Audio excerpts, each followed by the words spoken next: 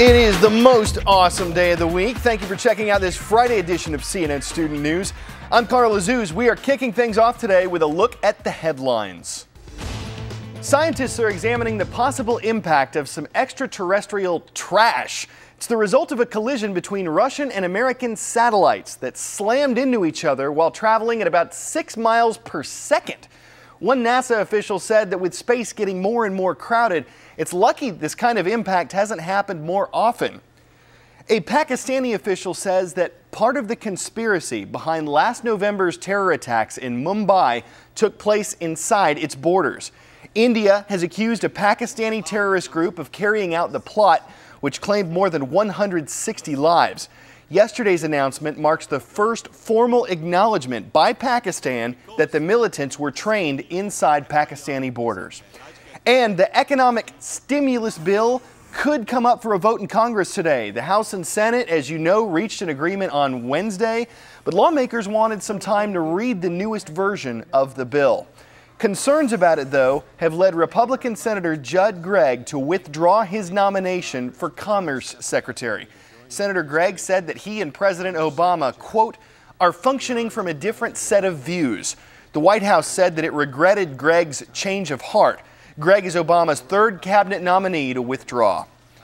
Of course, the goal of that stimulus package we've been telling you about is to get the country's economy back on track. For months now, the headlines not been very good. Home prices are down, job losses are up. Many companies are closing their doors. But as Carol Costello explains, despite the current recession, some businesses have found ways to succeed. Don't even think of mentioning the R word here. Fish's Eddy, a dishware store that plays to your sense of humor, will laugh you right out of the store. Winks, smiles, even laughter. They're requirements at staff meetings here. How is business doing? Great. The numbers are through the roof. It couldn't be better. And that is one secret to their success, making people forget the doom by plastering their windows with spit-in-the-face recession signs. People definitely come in and they do a double take. Who wouldn't? It says Fish's is having a not going out of business sale. They play kooky music like Wooly Bully and sell whimsical, more affordable fare alongside more expensive items. Something for everyone. It's the right attitude because things have to get better. A place like this brings you back to the good old days of having a few laughs. Of course, humor isn't the only weapon in Fish's Eddy's arsenal, and it's not the only company thriving in bad times either. Over on Long Island, PC Richard & Sons Electronics is too. I guess it's kind of simple, but, 4 generations, we've been doing this for 99 years. Note he said simple. This cheese. As in the customer comes first. Good prices. They work with you when you come in. Delivery is great. And PC, like Fish's Eddy, also employs common sense. Both stores chose to control their growth and their debt, even in boom times, unlike Circuit City down the street, which expanded itself right out of business. We don't make our decisions based on short-term profitability. We could grow 50 stores next week if we wanted to. That's not the right thing to do because we know our customers would not be taken care of the way they expect. The lesson here? Hey, maybe there is a way to beat the recession. And you don't even need a bailout. Today's first shout out goes out to Mr. Blanton's world history classes at Ardrey Kell High School in Charlotte, North Carolina. Which constitutional amendment states that you don't have to testify against yourself in court? Is it the 5th Amendment, 7th Amendment, 12th Amendment, or the 18th Amendment? You've got 3 seconds. Go!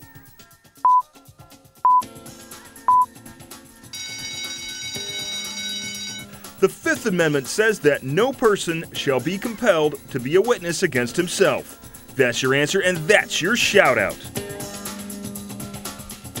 Congress is investigating a salmonella outbreak that's triggered one of the largest food recalls in U.S. history. The president of the Peanut Corporation of America, the company at the center of this controversy, appeared at a hearing on Wednesday, but he didn't say much. And that is because he invoked that 5th Amendment right not to testify against himself. Luis Schiavone has more on the hearings. Another death in the latest salmonella outbreak, and still no answers from the company at the center of the storm. The food poisoning of people, is that just the cost of doing business for your company?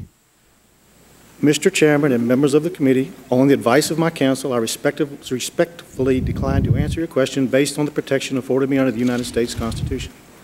Now facing criminal charges, there was no testimony from company bigwigs, but Peanut Corporation of America documents uncovered by the committee revealed a history of salmonella findings going back at least 3 years. In response, the company ordered retesting of its products with instructions by Parnell to, quote, turn them loose, and an overriding concern that salmonella outbreak notwithstanding, quote, we desperately at least need to turn the raw peanuts on our floor into money, end quote. The Food and Drug Administration charges the Georgia company's policy of making sales no matter what the science may well have caused 9 deaths, more than 600 recorded illnesses, but probably many times more cases than that, according to the Centers for Disease Control. But what about the FDA, which had not undertaken a formal inspection of Peanut Corporation of America since 2001? I find the leadership lacking. I find the resources lacking. And you are driving me to the conclusion that perhaps maybe Food and Drug is not as diligent as it should be because it might have the resources. Now, what is your response to that?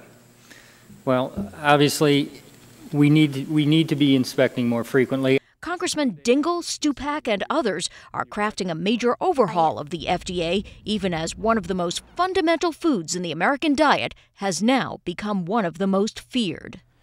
There was some breaking news last night about the Peanut Corporation of America's plant in Plainview, Texas. The state government has ordered it to stop producing and distributing food and recall any product ever shipped from the plant. This is based on a health inspection that found multiple violations. We should note, however, that the order does not indicate that authorities have found salmonella at that facility. Time for a shout-out extra credit. The event that eventually became Black History Month began in what year? Was it 1918, 1926, 1963, or 1976? Another 3 seconds on the clock. Go!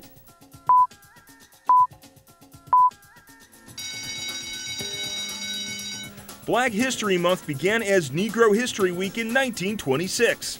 It was expanded to a full month 50 years later. That's your answer, and that's your shout-out extra credit. Around the same time when the event began, the African American community was going through a cultural period called the Harlem Renaissance. It was an artistic expansion, specifically the creative arts, and it had a major influence on future writers and performers. Those are the fields we're looking at today as we continue our celebration of Black History Month and achievements in dance and literature. Katherine Dunham became interested in dance at a young age, but she earned her degree in anthropology. Dunham would go on to combine her interests, revolutionizing modern dance by incorporating African and Caribbean styles of movement that she studied while working in the West Indies.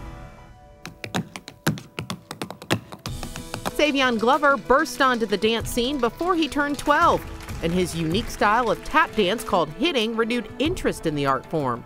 His 1995 production of Bring in the Noise, Bring in the Funk earned Glover a Tony Award for Best Choreography.